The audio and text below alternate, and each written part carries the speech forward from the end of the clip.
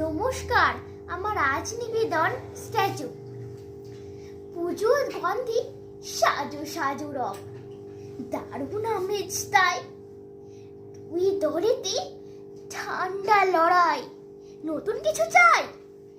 একদিকেতে স্থির হয়ে যায় ক্ষীরের মূর্তি কিছু, অন্য দিতে চমক দিতে জীবন্ত এক স্ট্যাচু।